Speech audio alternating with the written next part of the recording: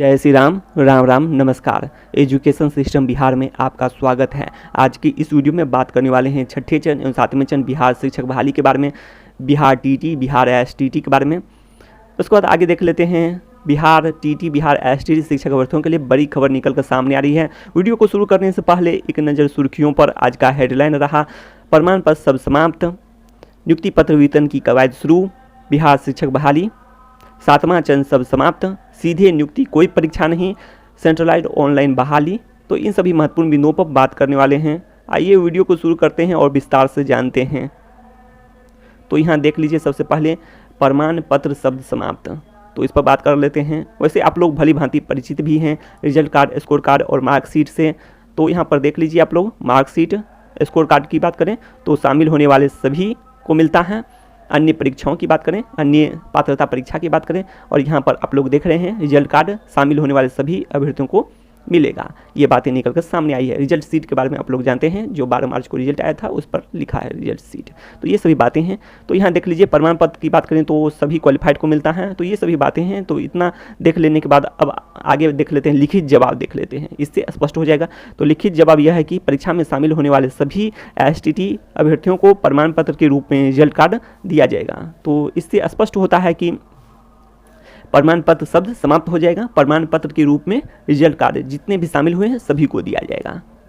ठीक है, उसको आगे देख लेते हैं। यह पात्रता परीक्षा है, यह भी तो ऐसे भी आप लोग जानते हैं, नाम से ही स्पष्ट है यह पात्रता परीक्षा है। और साथ साथ आप लोग यह भी जानते हैं, विज्ञापन में यह जिक्र किया गया है 7 साल वैधता का। तो ये सभी बातें हैं। बात कर लेते हैं सेंट्रलाइज्ड और ऑनलाइन बहाली के बारे में।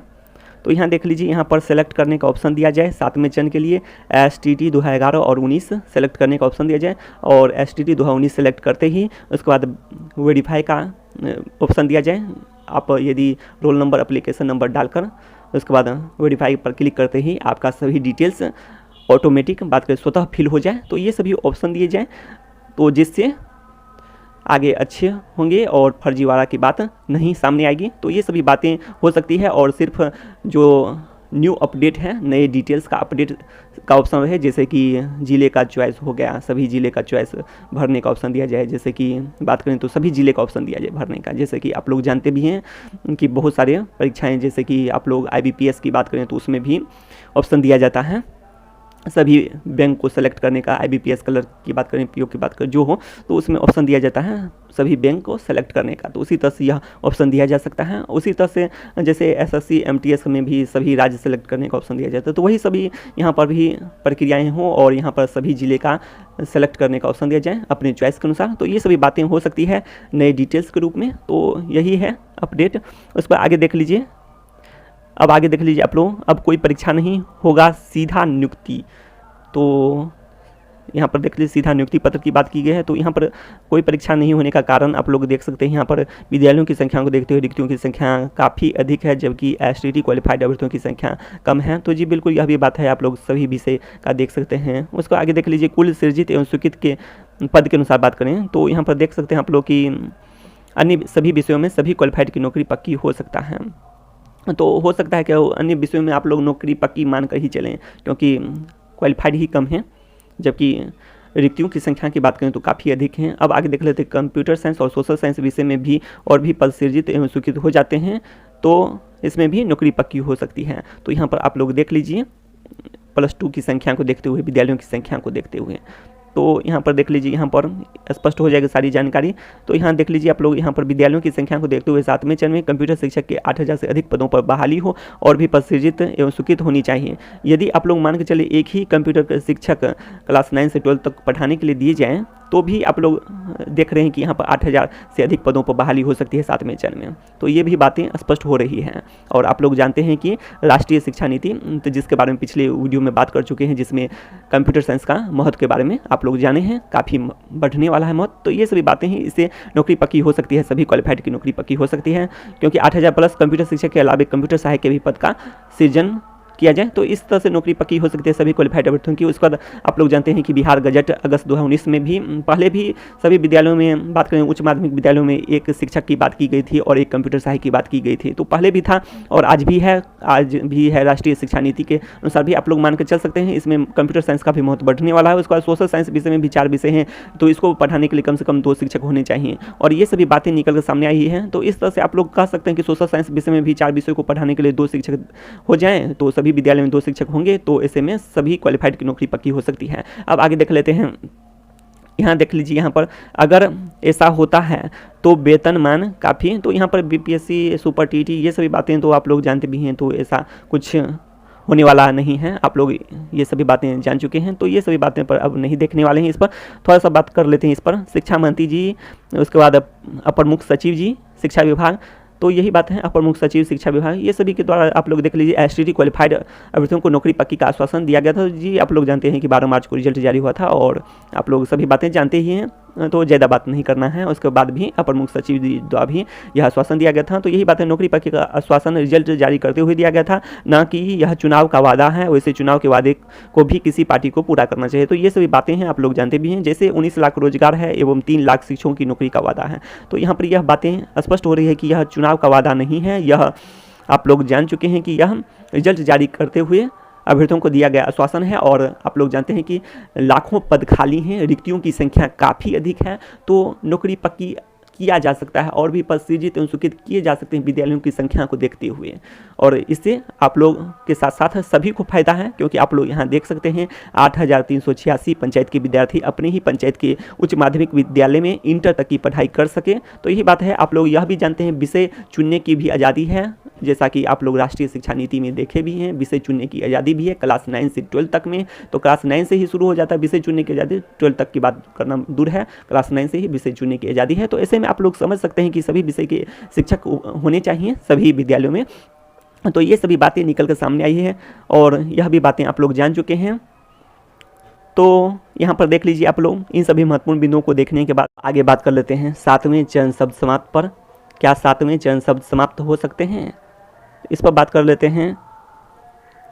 जैसे कि कुछ अभ्यर्थियों का मानना है कि 7वें चरण से कोई मतलब नहीं है, सीधे नियुक्ति पत्र दे दिया जाए, तो ये सभी बातें निकल कर सामने आ रही हैं। तो क्या ऐसा हो सकता है, तो बिल्कुल ही संभव नहीं है। आप लोग ये भी देख सकते हैं merit list note in merit list पहले भी अर्थहीन था, आज भी अर्थहीन है और कल भी रहेगा। तो यही बात है, मेरिट लिस्ट पहले भी अर्थहीन था, आज भी अर्थहीन ही है और कल भी रहेगा।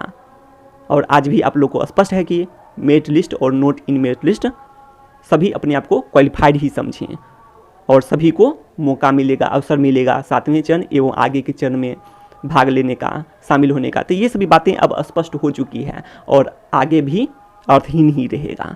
तो ये सभी बातें अब स्पष्ट हो चुकी हैं। तो आगे देख लीजिए पहले कैसे अर्थहीन था, तो यहाँ पर देख लीजिए 12 मार्च को क्वालिफाइड और नोट के रूप में रिजल्ट जारी किया गया था। तो क्वालिफाइड के रूप में रिजल्ट जारी किया गया था 12 मार्च को, तो उसमें बात करें तो मेरिट लिस्ट और नोट इन मेरिट लिस्ट का जिक्र नहीं था। तो यही बात है, पहले भी अर्थहीन था, क्वालिफाइड के रूप में रिजल्ट आया था सभी टीटी एसटीटी की तरह, और उसी रूप में प्रमाण पत्र भी निर्गत किया जाना चाहिए, जो कि सभी टीटी एसटीटी की तरह उचित और तर्कसंगत हैं। तो वही बातें निकल कर सामने आ रही है कि पहले भी अर्थहीन था, आज भी अर्थहीन है। समझ गए होंगे आज भी, जैसे कि आप लोग यहाँ भी देख सकते हैं इन सभी महत्वपूर्ण बिंदुओं को।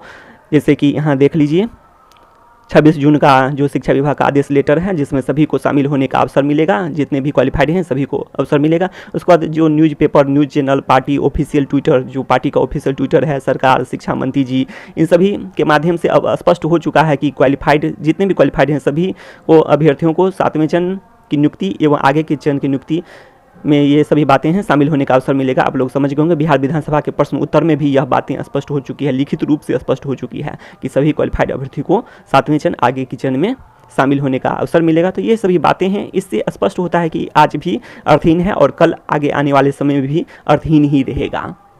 सभी अपने आप को क्वालिफाइड ही समझें।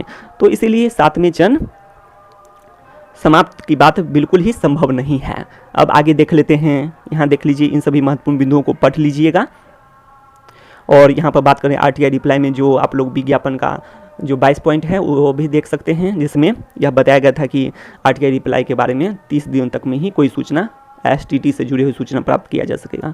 लेकिन आप लोग जानते हैं कि कोई रिप्लाई नहीं आया था, तो ये सभी बातें हैं अब दिया जा रहा है। तो इस वजह से आप लोग खुद भी समझ सकते हैं इन सभी बातों को, जो कि डिक्रीजिंग ऑर्डर में लिस्ट भी जारी नहीं किया गया था, न ही कट ऑफ की बात की गई थी। और यह पात्रता परीक्षा में ही कट ऑफ की बात नहीं होती है, क्योंकि इसमें पूर्व निर्धारित न्यूनतम कट ऑफ पर रिजल्ट आता है, इसीलिए कट ऑफ जारी करने की जरूरत नहीं होती है। तो ये सभी बातें निकल कर सामने आई है, इसीलिए कह रहे हैं कि पहले भी अर्थहीन ही था, आज भी है और कल भी, आगे आने वाले समय में भी अर्थहीन ही रहेगा। ठीक है, अब आगे देख लेते हैं, इन सभी महत्वपूर्ण बिंदुओं को देख लिए हैं। अब आगे देख लेते हैं इन सभी महत्वपूर्ण बिंदुओं को भी देख लीजिए आप लोग, क्या है इसमें, क्या कहा गया है। तो इसमें कहा गया है कि 12 मार्च को जैसे कि रिजल्ट जारी हुआ था क्वालिफाइड के रूप में, वैसे ही TET STT की तरह ही प्रमाण पत्र निर्गत किया जाना चाहिए। तो आप लोग खुद जानते हैं कि इसमें बोर्ड स्पष्ट कर चुका है कि यह पात्रता परीक्षा है, तो सभी TET STT की तरह ही प्रमाण पत्र निर्गत किए जाने चाहिए क्वालिफाइड के रूप में। तो यह साबित होना चाहिए इससे भी। अब आगे देख लीजिए, 3 महीने के बाद बड़ा बदलाव करना जी बिल्कुल उचित नहीं है। यह अभ्यर्थियों की भावनाओं को ठेस पहुंचाने वाली बातें हैं जी, अंधकार में रखने वाली बात हैं जी, यह सभी बातें निकल के सामने आ रही हैं। तो इस तरह से आप लोग खुद भी समझ सकते हैं, BSEB का काम है परीक्षा लेना, तो ये सभी बातें हैं, आप लोग खुद भी पढ़ लीजिएगा।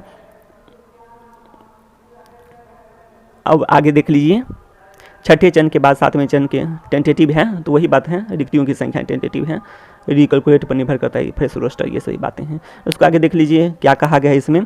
तो इसमें यह बताया गया है कि डिक्रीजिंग ऑर्डर में लिस्ट जारी करना था, तो ये भी बात है कि करना चाहिए था, जिससे सारी जानकारी और भी स्पष्ट हो जाती है। उसको आगे देख लीजिए, इसमें क्या बताया गया है और भी। STT केवल पात्रता परीक्षा है, नियुक्ति की परीक्षा नहीं, ऐसे में STT को रिक्तियों से कोई मतलब नहीं। तो यही तो स्पष्ट कर दिया गया है, आप लोग खुद भी देखे होंगे, मंत्री जी द्वारा भी स्पष्ट किया गया है। तो ये सभी बातें हैं, इससे भी आप लोग खुद भी समझ सकते हैं इन सभी बातों को। अब आगे देख लीजिए,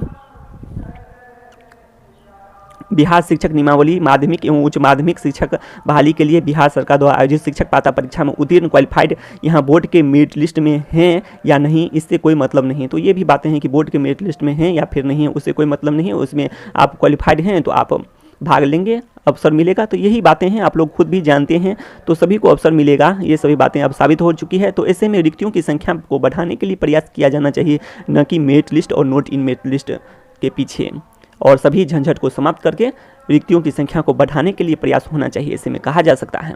और भी पद सृजित एवं स्वीकृत होने चाहिए, इसके लिए प्रयास किया जाना चाहिए। बात कर लेते हैं, तो यहाँ देख सकते हैं आप लोग, नियुक्ति पत्र वितरण की कवायद शुरू।